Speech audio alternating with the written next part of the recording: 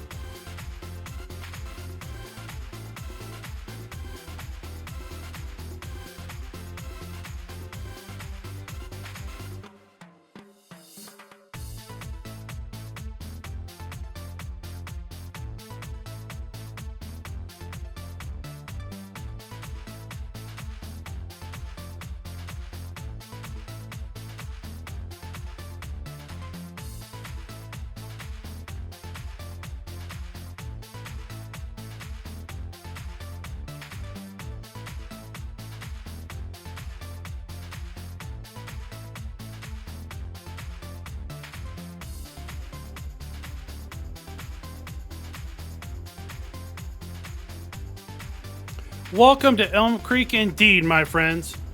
I haven't packed my bag so fast in my life and I am ready to move in. In fact, you might be looking at the very house I plan to move into right here. I call dibs. Oh my god. I do not think I'm being overly dramatic. This map has got to be the best Giants delivered farming simulator map to date. No offense to the fans of the French map. It looks nice by its own right, but I am home, baby. Now I'm going to be breaking down the Elm Creek trailer toward the end of the video, but for now, let's go back to the basics and take a look at the PDA. I have posted a screenshot of the PDA from the cross-play post a while back, but now we get to see the final PDA unobstructed by random tractor and location sell points. A few key points about Elm Creek. As mentioned in the FarmCon feature about Elm Creek, the inspiration of the map is the American Midwest and the rural out-of-town feel as they describe it. I like to think of it more as maybe Main Street, USA. A nod to all the small towns out there that have a common drag and you find yourself out of town just as quick as you found yourself in town. But only time will tell how accurate that is. Rolling hills encompass the entire map, while being crisscrossed with rivers and streams, and a large divided highway splits the map north to south.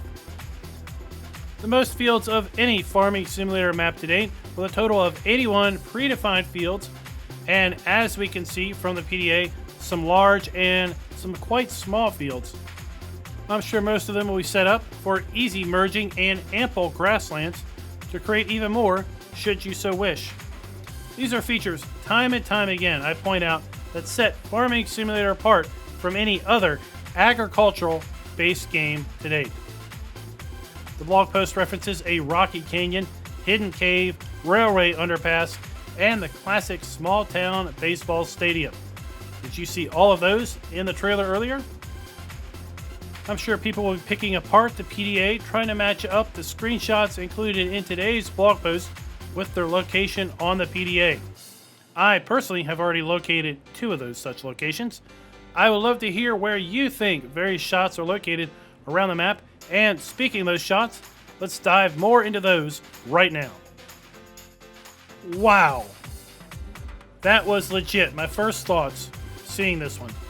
The shade of the tree in the foreground and the bright colors of the autumn trees in the background sun, the classic American red barn, to the little swing and slide set in the yard. And that's right, no self-respecting American farmer would not be without a flag in front yard. Now it feels like we have seen this house a few times in the other screenshots, so I won't be focusing too much on it. But what I do want to focus on is the tree bark on the foreground tree. While I've not done a whole lot of forestry in Farm Sim 19, I do have to say the bark on this tree looks outstanding. I gotta wonder if the bark is using the new parallax occlusion to give it more depth. Moving on to our second image, we have what I think is an old style mill on the right.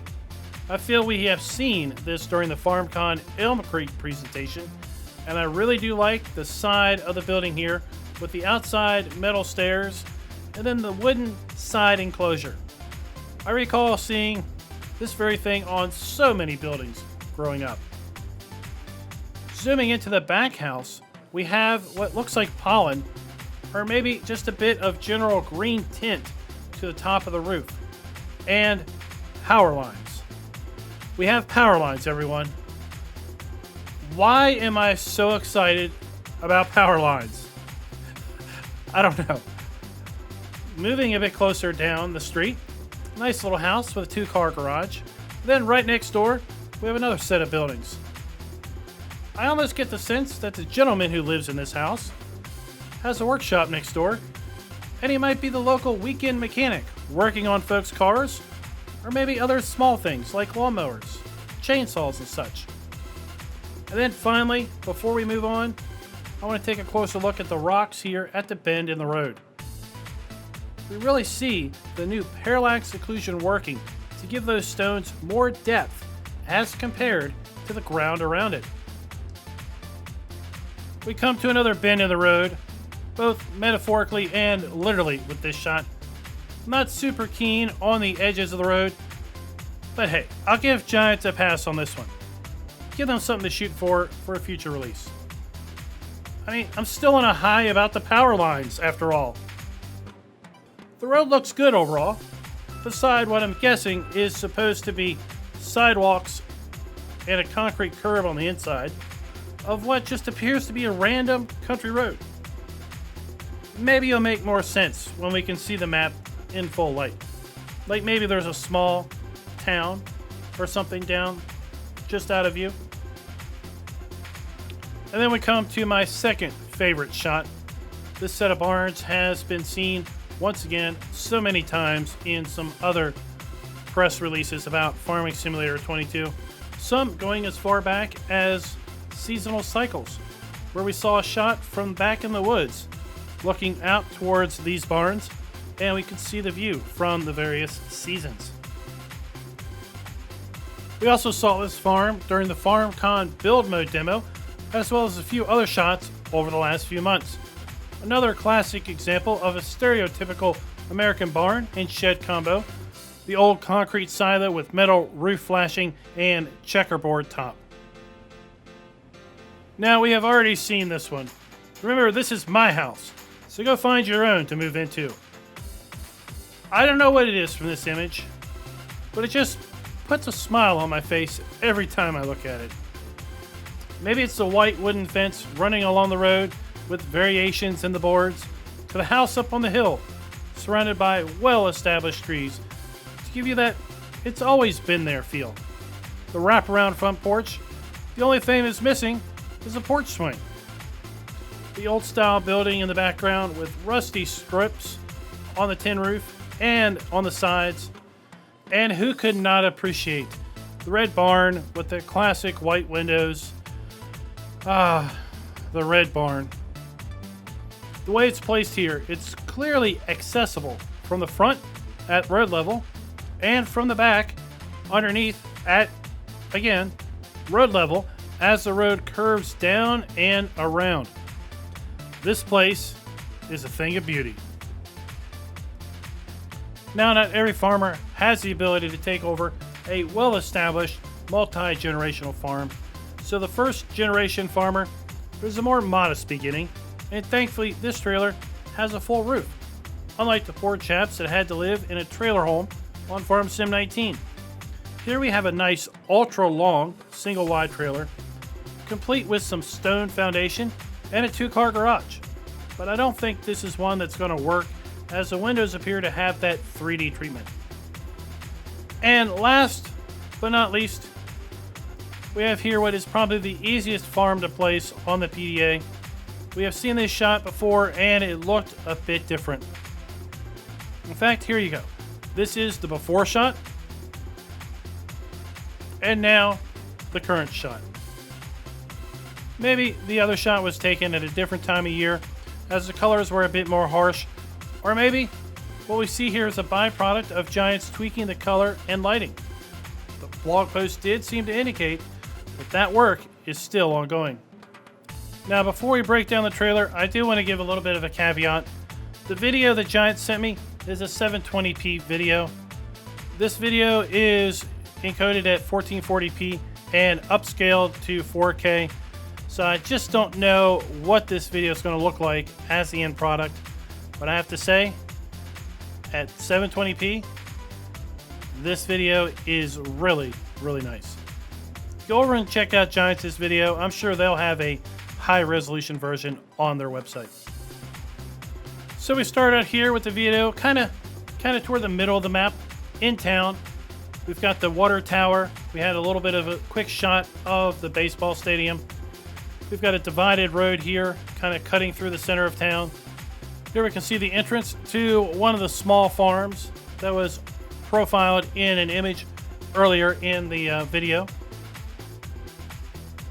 And then we have my farm.